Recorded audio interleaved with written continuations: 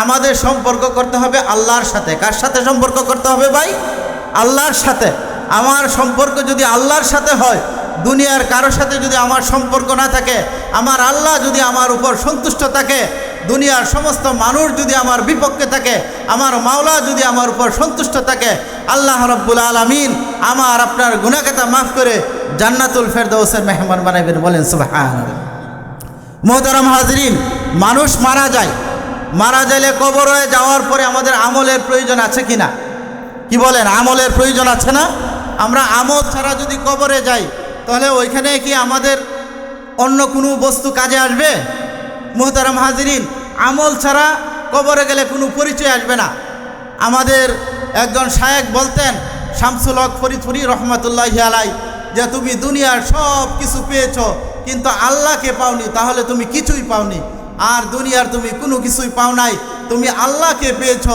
দুনিয়ার কোনো কিছু তুমি পাও নাই, আল্লাহর সাথে তোমার সম্পর্ক ভালো, তুমি আল্লাহকে পেয়েছ, তুমি দুনিয়ার সব কিছু পেয়েছ। দুনিয়ার কুল কায়নাত আল্লাহ রাব্বুল আলামিন মৃত্যুর পরে এই পৃথিবী না, একেবারে যাকে ছোট জান্নাত দেওয়া হবে, যে পৃথিবীটায় আমরা বসবাস করি, যতটুকু আমরা চোখে দেখি, যতটুকু দেখি না, যাকে একেবারে ছোট জান্নাত দেওয়া হবে, এই পৃথিবীর 10টা দুনিয়া, 10টা পৃথিবীর সমপরিমাণ জান্নাত রব্বুল আলামিন দান করে দেবেন। বলেন সুবহানাল্লাহ। তাই জন্য আমরা সম্পর্ক কার সাথে করব ভাই? আল্লাহর সাথে সম্পর্ক করব তো ইনশাল্লাহ। যে আল্লাহ যদি আমার হয়ে যায়, তাহলে দুনিয়ার কোনো কিছু যদি আমি না পাই, আল্লাহ আমার প্রতি যদি সন্তুষ্ট থাকে, এর চেয়ে পৃথিবীতে চাওয়ার কোনো কিছু নাই। তো এই জন্য আমরা যখন নামাজে দাঁড়াই, নামাজে দাঁড়িয়ে সূরাতুল ফাতিহার ভিতরে আমরা কার প্রশংসা করি?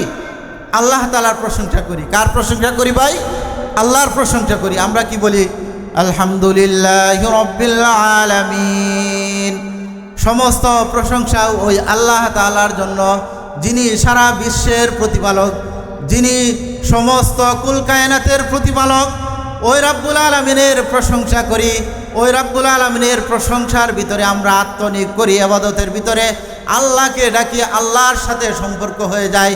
মুহতারাম দোস্ত, যখন বান্দা জমিনে আল্লাহু আকবার, আল্লাহ আল্লাহ শব্দ উচ্চারণ করে, আল্লাহ শব্দের উচ্চারণের ধাক্কা আরশে আজিমে যায় লেগে যায়। বলেন সুবহানাল্লাহ। আল্লাহু আকবার বলেন, আল্লাহু আকবার, আলহামদুলিল্লাহ, সুবহানাল্লাহ, আল্লাহু আকবার। এই যে আল্লাহু আকবার বললাম, সুবহানাল্লাহ বললাম, আল্লাহ তাআলার প্রশংসা করলাম, আমরা জমিনে বলেছি আল্লাহু আকবার, ধাক্কা লেগেছে তাই আরশে আজিমে। সুবহানাল্লাহ, সুবহানাল্লাহ। মুহতারাম দোস্ত, বিশ্বনবী হাদিসে পাকে ইরশাদ করেন, বিশ্বনবী বলেন, যখন কোনো বান্দা দুনিয়ার জমিনে মান ক্বালা লা ইলাহা ইল্লাল্লাহ দাখালাল জান্নাহ, যে ব্যক্তি দুনিয়াতে লা ইলাহা ইল্লাল্লাহ মুখলিসান, রিওয়ায়াত এসেছে অন্তরে মনে প্রাণে বিশ্বাসে আল্লাহর নামের কালিমা যখন জবান দিয়ে উচ্চারণ করবে, দুনিয়াতে কালিমা পড়েছে, ইখলাসের সাথে কালিমা পড়েছে, ওই রব্বুল আলামিন ওই বান্দা বান্দির সমস্ত জিন্দেগির পিছনের সমস্ত গুনাহগুলো মাফ করে দিবেন। সুবহানাল্লাহ। শুধু গুনাহ মাফ করবেন তাই নয়, মুহতারাম হাজিরিন, যখন কোনো বান্দা বান্দি আল্লাহর নামের জিকির এবং কালেমা যখন ইখলাসের সাথে পড়ে, আল্লাহ রাব্বুল আলামিন আরশের নিচে, আল্লাহ রাব্বুল আলামিনের আরশের নিচে একটি নূরের খুঁটি আছে, যে খুঁটিটা এরকমভাবে হেলতে দুলতে থাকে। আল্লাহ রাব্বুল আলামিন জিজ্ঞাসা করেন যে, হে নূরের খুঁটি, তুমি কেন হেলতেছো দুলতেছ? রব্বুল আলামিন যখন নূরের খুঁটিকে জিজ্ঞাসা করে, তুমি কেন হেলতেছো দুলতেছ? রব্বুল আলামিন জিজ্ঞাসা করার পরে সে উত্তর দেয় যে, ওগো আল্লাহ, দুনিয়ার জমিনে এক ব্যক্তি লা ইলাহা ইল্লাল্লাহ পড়েছে, কালিমা পড়েছে, অথচ তার গুনাহগুলো মাফ করা হয় নাই। তুমি যতক্ষণ পর্যন্ত তার গুনাহগুলো মাফ না করবা, আমি থামবো না। রব্বুল আলামিন আরশের মালিক ঘোষণা দেন, ওই নূরের খুঁটি থেমে যাও, থেমে যাও। যে বান্দা বান্দি দুনিয়াতে লা ইলাহা ইল্লাল্লাহ পাঠ করেছে, মুহাম্মাদুর রাসূলুল্লাহ পাঠ করেছে, আমি তাদের পিছনের সমস্ত গুনাহ মাফ করে দিলাম। বলেন সুবহানাল্লাহ। যখন এই ঘোষণা রব্বুল আলামিন নূরের কুঠিকে দান করেন, সাথে সাথে থেমে যায়। কিন্তু রব্বুল আলামিন আমার ইহকালীন যত গুনাহ হয়েছে আল্লাহ রব্বুল আলামিন সমস্ত গুনাহ মাফ করে দেন। সুবহানাল্লাহ। তো এই জন্য মুহতারাম, আরশের সাথে সম্পর্ক করতে রাজি আছেন কিনা? ইনশাল্লাহ। কার সাথে সম্পর্ক করতে হবে? আরশের মালিকের সাথে, আল্লাহর সাথে। তো আমি সূরাতুল ফাতিহাতে আমি প্রথম যে আয়াতটা তেলাওয়াত করেছি, ওইখানে আমরা নামাজে দাঁড়িয়েই বলি আলহামদুলিল্লাহি রাব্বিল আলামিন। ওই রব্বুল আলামিনের প্রশংসা করতেছি, ওই রবের প্রশংসা করতেছি যিনি সারা পৃথিবীর মালিক, কাল কায়নাতের মালিক, যিনি সমস্ত মাখলুককে রব্বুল আলামিন সৃষ্টি করেছেন, ওই রবের প্রশংসা করতেছি। দ্বিতীয় আয়াতে বলি আর রহমানির রহিম, যিনি রহিম এবং দয়ালু, যিনি আমাকে আরামে রাখেন, যিনি আমাকে বালা মুসিবতে বিপদের ভিতরে আমাকে পরীক্ষা করেন। পরীক্ষা করেন কে ভাই? আল্লাহ। আমার কথা বুঝতেছেন তো? আল্লাহ বিপদ দান করেন, কিন্তু আল্লাহ বিপদ থেকে আমাকে আপনাকে মুক্তি দান করেন। বিপদ দেওয়ার মালিককে আল্লাহ, কিন্তু বিপদের মধ্যে ধৈর্য ধারণ করতে হবে। ইমানদারের একটা বৈশিষ্ট্য হলো আল্লাহ রাব্বুল আলামিন বিপদ দিচ্ছেন, এই বিপদে ধৈর্য ধারণ যে ব্যক্তি করতে পারবে ওই ব্যক্তি কামেল মুমিন হয়ে যাবে। আল্লাহ রাব্বুল আলামিন ধৈর্য ধারণ করার কারণে আল্লাহ তাআলা পিছনের সমস্ত গুনাহ খাতা মাফ করে দেবেন। বলেন সুবহানাল্লাহ। মুহতারাম হাজিরিন, হযরত আইয়ুব আলাইহিস সালাতু ওয়াস সালামের নাম শুনছেন আপনারা? কি বলেন, শুনছেন না? হযরত আইয়ুব আলাইহিস সালাতু ওয়াস সালামের পুরা শরীরের ভিতরে গা হয়ে গেছিল, গা হয়ে গেছে, একেবারে দুর্গন্ধ, স্ত্রী আলাদা হয়ে গেছে। এরকমভাবে সমাজের মানুষ তাকে এরকমভাবে সমাজ থেকে আলাদা করে দিছে দুর্গন্ধ পচার কারণে। কার ভাই পরীক্ষাটা কার? আল্লাহ তাআলার পক্ষ থেকে আল্লাহর প্রিয় বান্দা নবীকে পরীক্ষা করতেছেন হযরতে আইয়ুব আলাইহিস সালাতু ওয়াস সালাম। নামটা কি ভাই? হযরতে আইয়ুব আলাইহিস সালাতু ওয়াস সালাম। মনোযোগ সহকারে শুনবেন। সারা বডির ভিতরে পোকা লাগছে, দুর্গন্ধ, স্ত্রী আলাদা, সমাজের মানুষ আলাদা করেছে, ছেলে সন্তান থেকে পৃথক হয়ে গেছে, কিন্তু ওনার সম্পর্ক কার সাথে? আল্লাহর সাথে। যখন সারা বডি এরকমভাবে মাংসগুলো খেয়ে ফেলছে, ওনার কোনো অভিযোগ নাই। এখন আমাদের সামান্য বিপদে পড়লে আমাদের অভিযোগের কোনো শেষ থাকে না, কিন্তু প্রকৃত ইমানদার হলো সুখে দুঃখে সর্ব অবস্থায় আমার মাওলার সাথে সম্পর্ক থাকবে, আল্লাহর সাথে সম্পর্ক থাকবে। আমি সুখেও মালিকের রবের দরবারে আমি সেজদায় লুটিয়ে পড়ব। আমি বিপদে পড়েছি, সালাতুল হাজত পড়ে আমার রবের দরবারে রবের কুদরতি কদমে লুটিয়ে পড়ব। আল্লাহ রাব্বুল আলামিন সমস্ত গুনাহ খাতা মাফ করে আমার প্রয়োজন কুদরতিভাবে ফয়সালা করে দেবেন। বলেন সুবহানাল্লাহ, সুবহানাল্লাহ।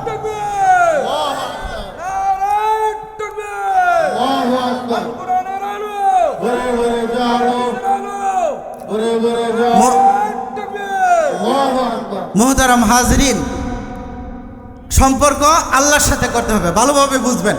হযরত আইয়ুব আলাইহিস সালাতু ওয়াস সালামের যখন পুরা বডির ভিতরে পোকা লাগছে, তখন জবান অবশেষে যখন জিহ্বা যখন পোকা খেয়ে ফেলতেছে, উনি আরশের মালিক আল্লাহ তাআলার কাছে কোনো অভিযোগ করেন নাই। তো বলে যে আল্লাহকে একদিন বলতেছে যে আল্লাহ, আমার তো সারা বডি খেয়ে ফেললো, তোমার দরবারে কোনো অভিযোগ নাই, কিন্তু যে জবানটা দিয়া আমি তোমাকে ডাকি, এই জিহ্বাটুকু যদি খেয়ে ফেলে তাহলে আমি তোমাকে কি নামে ডাকবো? পরীক্ষার ভিতরে ফাঁস করছে না ভাই? বলছে যে আমার সারা বডি দুর্গন্ধ, আমাকে সবাই পৃথক করে দিছে, কোনো অভিযোগ নাই, কিন্তু আমার জিহ্বাটা আমার জবানটা যদি খেয়ে ফেলে, আল্লাহ তোমাকে আমি কিভাবে ডাকবো? আল্লাহ আল্লাহ নামের কিভাবে উচ্চারণ করব? আল্লাহ তোমার নামের জিকির কিভাবে করব? আল্লাহ তোমার কুদরতি কদমে লুটিয়ে তোমাকে আমি কিভাবে সিজদা করব? আল্লাহ আমার জবানকে তুমি যদি খেয়ে ফেলাও, আল্লাহ তোমাকে আমি আর উচ্চারণ করতে পারবো না, তোমার নাম নিতে পারবো না। যখন আইয়ুব আলাইহিস সালাতু ওয়াস সালাম এই অভিযোগ আল্লাহ রাব্বুল আলামিনের কাছে কোনো অভিযোগ না, যখন এই আরজি পেশ করলেন, হযরত আইয়ুব আলাইহিস সালাতু ওয়াস সালাম পরীক্ষার ভিতরে ফাঁস করলেন।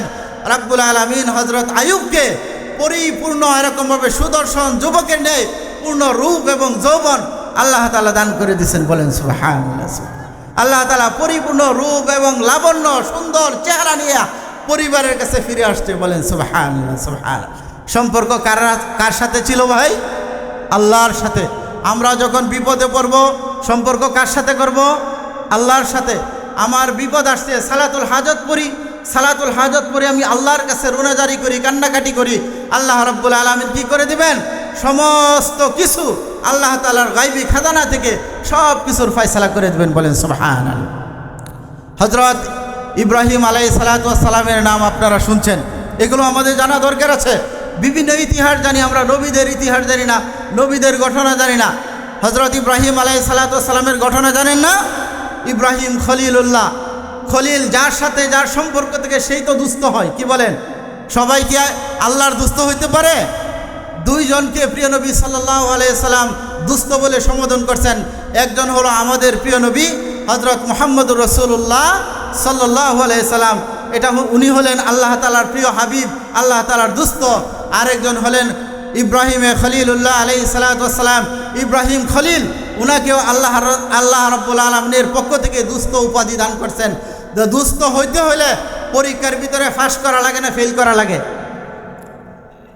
হযরত ইব্রাহিম আলাইহিস সালাতু ওয়াস সালামকে যখন এরকমভাবে আগুনের ভিতরে, অগ্নিকুণ্ডের ভিতরে নিক্ষেপ করলো, আগুনের ভিতরে যখন ফেলে দিল, বিপদ কম না বেশি?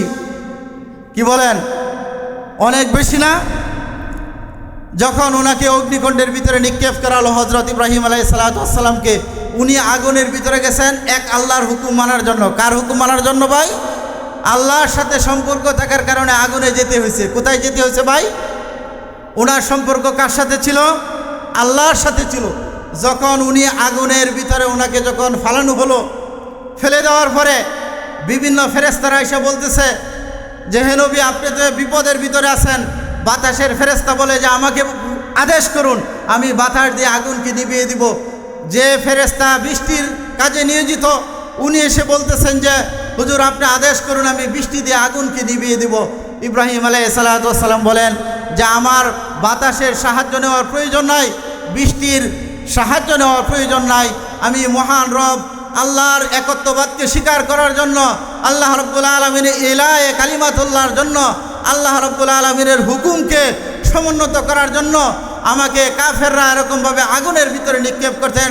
সুতরাং আমার রব আমাকে দেখতেছেন, আমি আমার রবের সাহায্য চাই। কার সাহায্য চাই ভাই?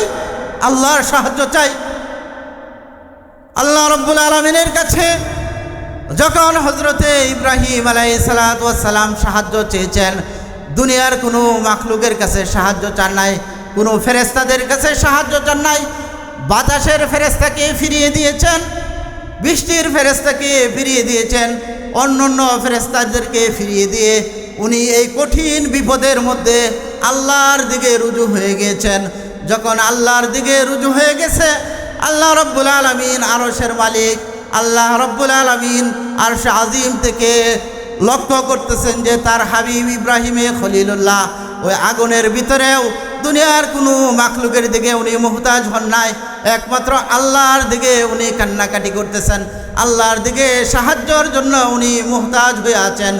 রাব্বুল আলামিন কোরআনের ভিতরে আয়াত নাজিল করে দিয়েছেন, কুলনা ইয়া নার কুনি বারদাও ওয়া সালামান আলা ইব্রাহিম। রাব্বুল আলামিন আগুনকে ঘোষণা দিতেছেন, হে আগুন, ইব্রাহিমের জন্য তুমি শান্তিদায়ক হয়ে যায়, আরামদায়ক হয়ে যাও।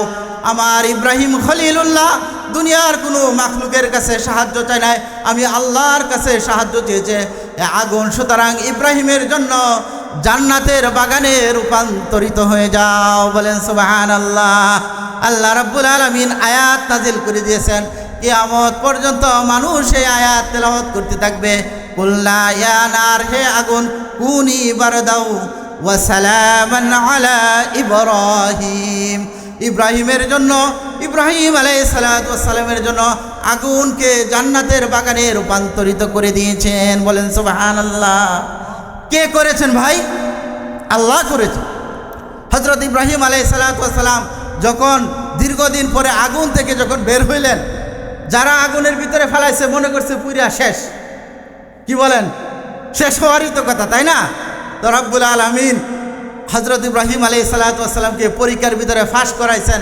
আল্লাহকে ডাকার কারণে, আল্লাহর সাথে সম্পর্ক থাকার কারণে যখন উনি আগুন থেকে বের হয়ে আসছেন, উনার সাথীরা জিজ্ঞাসা করলো যে আগুনের ভিতরে আপনার যে কয়দিন ছিলেন আপনার কেমন কেটেছে? তো হযরত ইব্রাহিম আলাইহিস সালাতু ওয়াস সালাম বললেন আমি দুনিয়ার জিন্দগিতে যতটুকু হায়াত পেয়েছি, আমি যে কয়দিন আগুনের ভিতরে ছিলাম, আল্লাহ রাব্বুল আলামিন ওই আগুনের ভিতরে আমাকে এরকমভাবে জান্নাতের সমস্ত নিয়ামত, জান্নাতের সমস্ত চিজ ও আসবাবের ভিতরে আল্লাহ রাব্বুল আলামিন আমাকে ডুবিয়ে রেখেছেন। আমি যে কয়দিন আগুনের ভিতরে ছিলাম, আমার পৃথিবীর দুনিয়ার জিন্দগিতে সবচেয়ে আনন্দের সময় এবং সবচেয়ে মজার সময় আগুনের ভিতরে আমি কাটিয়েছি। বলেন সুবহানাল্লাহ। কে করেছেন ভাই? আল্লাহ করেছেন। এখন আমাদের সম্পর্ক আল্লাহর সাথে রাখতে হবে তো, বলেন কি বলেন? ইনশাআল্লাহ রাখতে হবে না? তো এটা সূরাতুল ফাতিহার ভিতরে আমরা প্রথমে আল্লাহ রাব্বুল আলামিনের প্রশংসা করি, তারপরে আয়াতে বলি কি আর রহমানির রহিম মালিক ইয়াউমিদ্দিন, যিনি রহমান, যিনি রহিম, যিনি আমার সব কিছু করেন, ওই আল্লাহ রাব্বুল আলামিনের সাথেই তো আমার সম্পর্ক থাকা দরকার। কি বলেন? থাকা দরকার না? হাদিসে পাকে বিশ্বনবী মুহাম্মদুর রাসূলুল্লাহ সাল্লাল্লাহু আলাইহি সাল্লাম বলেন যে দুইটা ফুটার দাম অনেক বেশি। আল্লাহ রাব্বুল আলামিনের কাছে দুইটা জিনিসের দাম অনেক বেশি। একটা হলো জিহাদের ময়দানে যায়া শরীর থেকে রক্ত ঝরানো। কি ভাই? জিহাদের ময়দানে যে রক্তের ফোঁটা যদি কোনো বান্দা এরকমভাবে আল্লাহর রাস্তায় যদি শাহাদত বরণ করেন, আল্লাহ তাআলা শহীদকে বিনা হিসাবে জান্নাত দান করে দিবেন। বলেন সুবহানাল্লাহ। আরেকটা হলো চোখের ফোঁটা, চোখের পানি। যখন কোনো বান্দা এরকমভাবে শেষ রজনীতে, এই যে আমাদের এটা শাবান মাস চলতেছে, শাবান মাসে আমাদের আমল হবে কি যে শাবান মাসে আল্লাহ রাব্বুল আলামিন শাবানের 14 তারিখ এরকমভাবে 15 তারিখ যে রাত্র আসেন, অসংখ্য লক্ষ লক্ষ এরকম নাফরমানকে আল্লাহ তাআলা মাফ করে দেন। বলেন সুবহানাল্লাহ।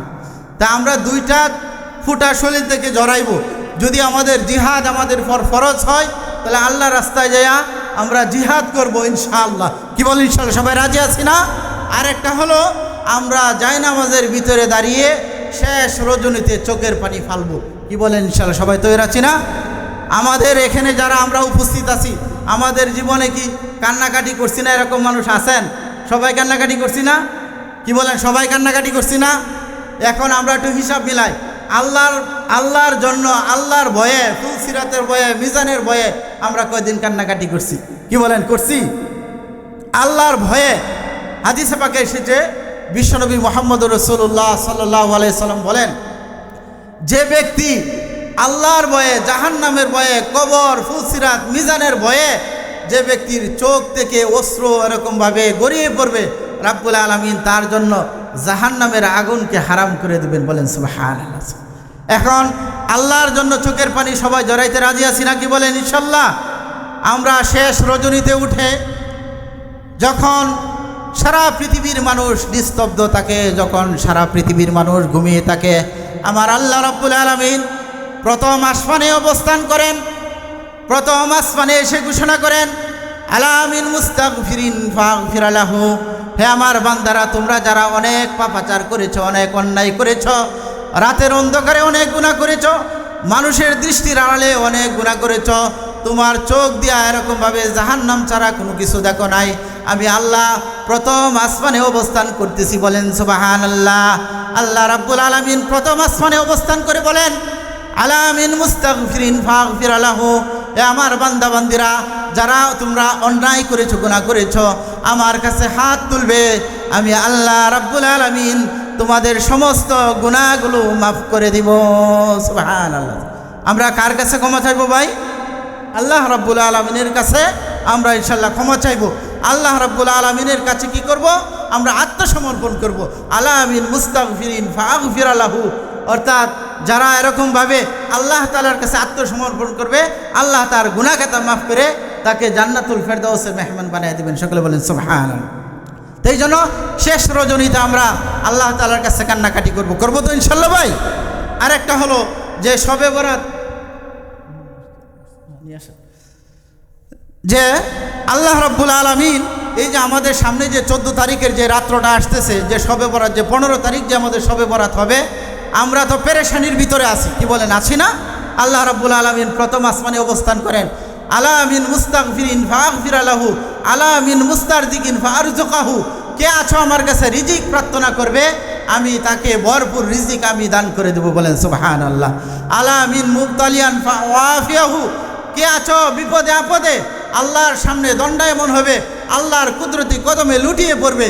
আমি আল্লাহ সমস্ত গুনাহগুলো মাফ করে তোমার কুদরতি কদমে এরকমভাবে যখন লুটিয়ে পড়বে, বান্দা বান্দিকে আল্লাহ রাব্বুল আলামিন গুনাহগুলো মাফ করে রহমতের কুলে টেনে নেবেন। বলেন সুবহানাল্লাহ। আমরা আমাদের চোখ থেকে পানি ঝরাই, কি বলেন? পানি আমাদের চোখ দিয়ে ঝরে না? আল্লাহ রাব্বুল আলামিনের ভয়ে যখন আমার আপনার চোখ থেকে যখন পানি ঝরবে, ওই পানি রাব্বুল আলামিন সংরক্ষণ করে রাখবেন। যখন হাসরের ময়দানে আমার জন্য জাহান্নাম এরকমভাবে অবধারিত হবে, এই আমার সংরক্ষিত চোখের পানি যখন এরকমভাবে ফেরেশতারা জাহান্নামের আগুনের ভিতরে ছিটিয়ে মারবে, জাহান্নামের আগুন নিভে যাবে। বলেন সুবহানাল্লাহ, সুবহানাল্লাহ। তাই জন্য আমরা আজকে যে আলোচনা ইনশাল্লাহ যতটুকু শুনলাম, এতটুকুর মধ্যে থেকে আমরা এতটুকু কথা বুঝতে পারলাম যে আমার আপনার সম্পর্ক কার সাথে রাখতে হবে ভাই? আল্লাহর সাথে সম্পর্ক রাখতে হবে। আর আমার আপনার চোখ থেকে পানি জড়াইতে হবে আল্লাহর ভয়ে। ইনশাল্লাহ চোখের পানি জড়াইবো এরকমভাবে যেন আল্লাহর সামনে যেন আমরা কিছু আমল নিয়ে যেতে পারি। আল্লাহ রাব্বুল আলামিন আমি যে সংক্ষিপ্ত কথাগুলো বলেছি, আমাকে এবং যারা শুনেছি সবাইকে আমল করার তৌফিক দান করেন। সকলে বলুন আমিন। ওয়া আখিরু দাওয়ানা আনিল হামদুলিল্লাহি রাব্বিল আলামিন। আসসালামু আলাইকুম ওয়া রাহমাতুল্লাহি ওয়া বারাকাতুহু।